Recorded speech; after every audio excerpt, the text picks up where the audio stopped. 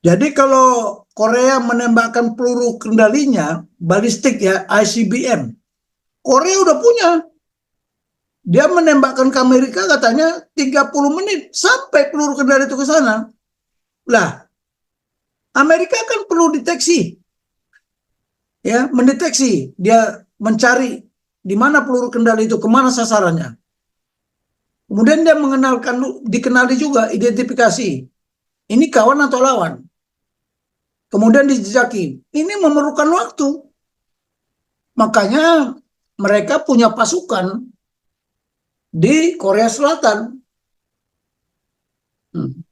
Jadi begitu ditembakkan 7 menit, Korea Selatan sudah bisa melaporkan ke Amerika atau ke Australia. Karena jangkauan senjata peluru kendali yang diciptakan sama sama si Korea Utara itu sampai ke Australia dari Korea sana. Nah, cuman sekarang menjadi tanda tanya tadi, kenapa kok Korea pun terlibat pada pesat perang-perang. Kalau sebelumnya Korea Utara itu nggak terlibat, bukan Korea Selatan ya, Korea Utara itu tidak pernah terlibat. Tapi pada saat ini dia terlibat. Kemungkinan juga Cina terlibat. Ini sekarang tinggal kuncinya ada di Cina kok. Kalau saya lihat dari nubuat Bible, bahwa tadi itu yang dibilang, dari negara Sinim, dari tanah selatan. Nah, selatannya Israel adalah Saudi Arabia. Tapi Saudi Arabia kan sudah tidak tidak setuju dengan Iran, tidak setuju dengan Palestina. Nah, itulah kelebihannya si Netanyahu berdiplomasi. Berdiplomasi, tapi diplomasi ini bisa konsisten nggak? Bisa komit nggak orang-orang yang ikut Abraham Accord? Turki kelihatannya ini negara bermuka dua. Seperti ular juga lah, lidahnya dua. Sekarang dia memaki-maki perang teluk, ya. Perang yang terjadi di Timur Tengah, di Timur Tengah sana, ini dia sudah tuduh, si Erdogan itu menuduh, ini biang keroknya si Netanyahu. Yang kemarin saya bilang, ada radar yang nggak bisa menangkap pesawat kalau dia terbang ini loh, di kerendahan begini. Tapi di sini ada senjata-senjata yang ringan, yang senjata-senjata hanyut, itu dia bisa ketangkap di sini. Karena radar itu berbentuk kosekan kodrat alfa. Nggak bisa ketangkap kalau dia terbang rendah. Apalagi mengikuti laut itu. Nggak bisa ketangkap. Makanya ada pesawat yang lolos. Ya. Kemudian, inilah Dahanut. Dahanut itu sama dengan Iron Dome, daerah pertahanan udara. Suatu daerah dengan ruang udara di atasnya. Israel mungkin udah sampai ke atas juga, space. Amerika udah pakai space, makanya kemarin itu kan kacau. Global position sistemnya kacau itu orang Iran itu. Karena dikacaukan. Jadi setiap perang itu sekarang sudah berbau elektronik. Di udara itu perang elektronik yang sudah kacau semua itu.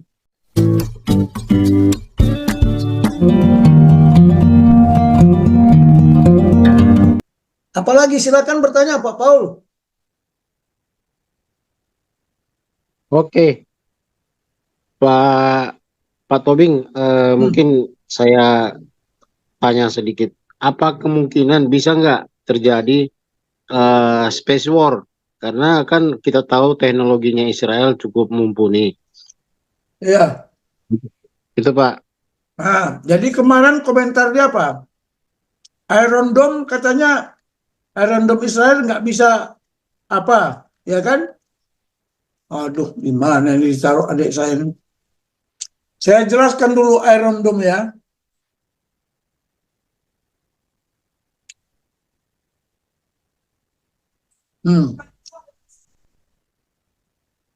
Iron Dome itu daerah pertahanan udara. Daerah pertahanan udara. Indonesia juga bisa membuat Iron Dome. Tapi kan sudah saya katakan kemarin, perang itu kalau ke atas, ya bagaimana disusun secara mendalam? mulai dari low level, ya, mulai dari low level.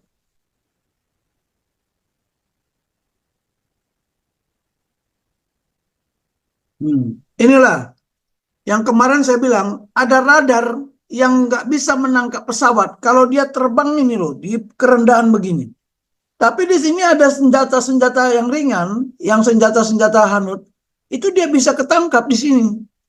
Karena radar itu berbentuk kosekan kodrat alfa. Nggak bisa ketangkap kalau dia terbang rendah. Apalagi mengikuti laut itu. Nggak bisa ketangkap. Makanya ada pesawat yang lolos. Ya.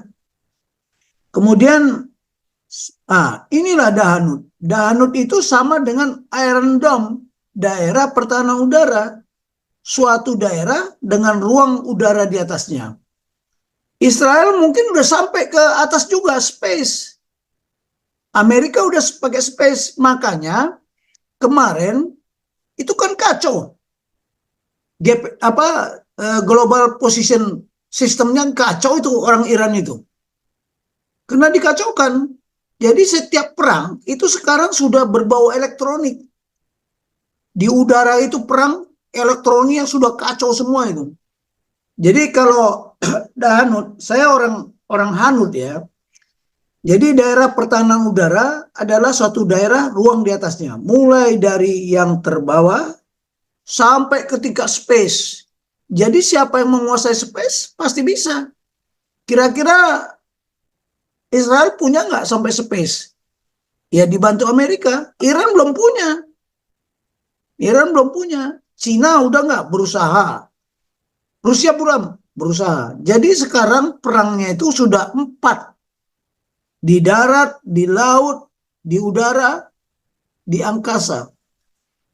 Nah, kita belum bisa sampai ke sana. Indonesia masih punya angkatan darat, udara, laut, laut, udara. Tapi belum punya angkatan space. Nanti kapan saya buka doktrinnya. Nah, di situ terhadap objek vital yang harus dilindungi dari serangan udara musuh. Ya, dipertahankan oleh satuan-satuan tembak artileri pertahanan udara yang penyusunannya sesuai dengan prinsip dasar-dasar penggelaran sistem senjata Ranut. Ya, dipertahankan karena ada objek vital. Nah sekarang, kalau Israel, dia sudah mentargetkan instalasi nuklirnya Iran. Mampu nggak Iran melindungi, membuat Dahanut atau daerah pertahanan udara yang disebut Iron Dome, ya. Nah, batas-batasnya tertentu, baik batas jarak mendatar maupun batas ketinggian yang ditentukan oleh jangkauan terluar tergantung kepada jenis sista yang digunakan. Aras rendah, sedang, tinggi, serta aras paling rendah. Coba kita lihat. Israel itu punya Patriot. Patriot itu bukan buatan dia, buatannya Amerika.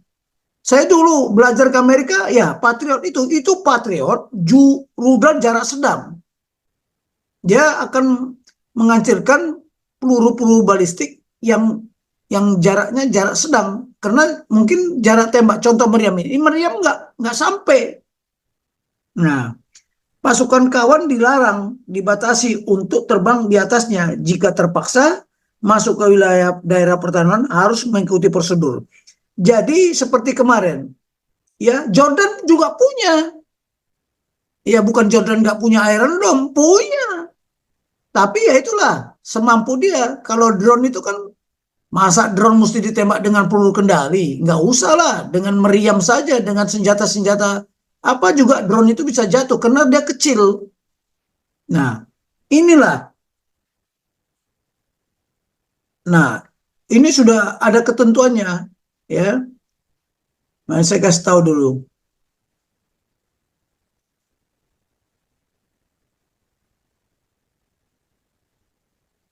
Ya, itulah apa. Jadi kalau kita mau lihat sekarang kenapa kemarin sistem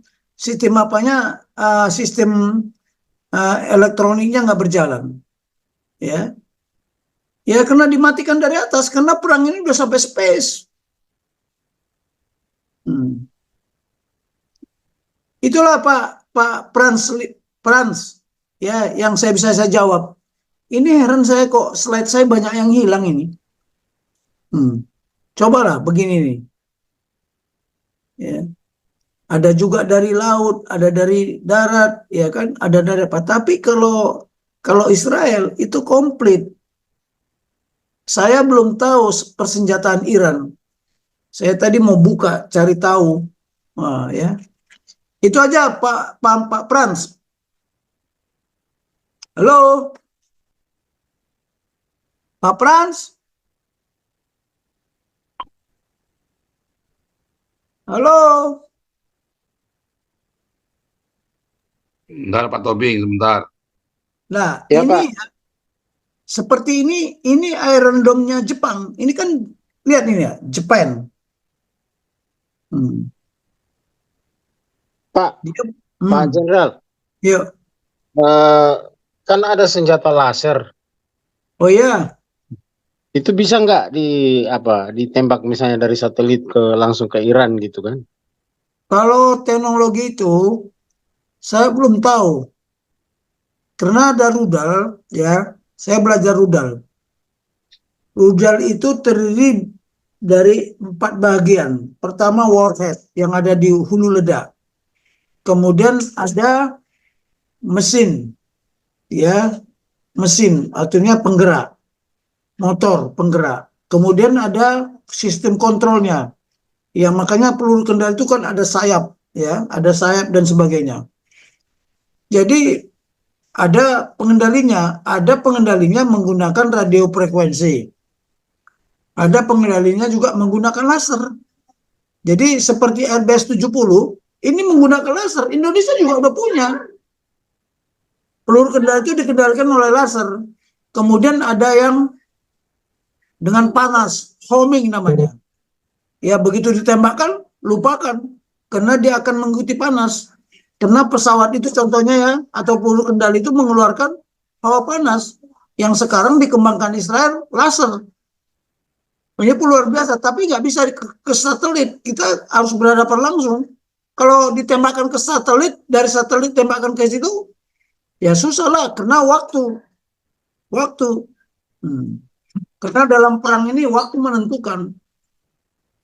Seperti senjatanya siapa? Si Korea Utara.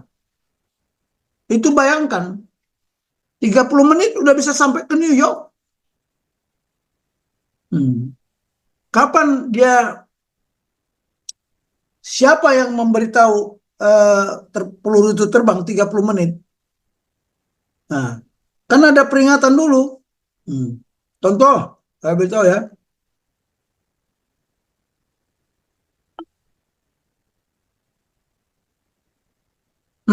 Mendeteksi.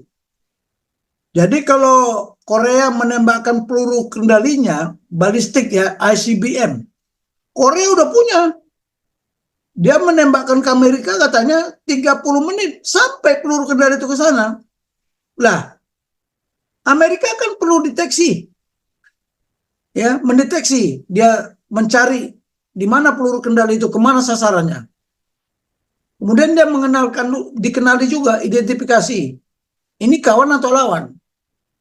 Kemudian dijejaki. Ini memerlukan waktu. Makanya mereka punya pasukan di Korea Selatan. Jadi begitu ditembakkan 7 menit Korea Selatan sudah bisa melaporkan ke Amerika atau ke Australia. Karena jangkauan senjata peluru kendali yang diciptakan sama si Korea Utara itu sampai ke Australia dari Korea sana. Nah, cuman sekarang menjadi tanda tanya tadi, kenapa kok Korea pun terlibat pada saat perang-perang. Kalau sebelumnya Korea Utara itu nggak terlibat, bukan Korea Selatan ya, Korea Utara itu tidak pernah terlibat. Tapi pada saat ini dia terlibat. Kemungkinan juga Cina terlibat. Ini sekarang tinggal kuncinya ada di Cina kok. Kalau saya lihat dari nubuat Bible, bahwa tadi itu yang dibilang dari negara Sinim, dari tanah selatan. Nah, selatannya Israel adalah Saudi Arabia. Tapi Saudi Arabia kan sudah tidak setuju dengan Iran, tidak setuju dengan Palestina. Nah, itulah kelebihannya si Netanyahu berdiplomasi. Berdiplomasi, tapi diplomasi ini bisa konsisten nggak? Bisa komit nggak orang-orang yang ikut Abraham Accord? Turki kelihatannya ini negara bermuka dua. Seperti ular juga lah, lidahnya dua. Sekarang dia memaki-maki perang teluk, ya. Perang yang terjadi di Timur Tengah, iyalah di Timur Tengah sana, ini dia sudah tuduh, si Erdogan itu menuduh, ini biang keroknya si Netanyahu. Tapi kita lihat aja lah, kenapa kalau dia keras kepala, ya Tuhan yang bisa menciptakan dia keras kepala. Karena nubuat Tuhan itu pasti terjadi. Ya. Dari aspek militer, dari perspektif militer dan perspektif rancangan Tuhan. Itu aja lah Pak Frans. Ya. Oke, Pak Teddy sudah bisa dihidupkan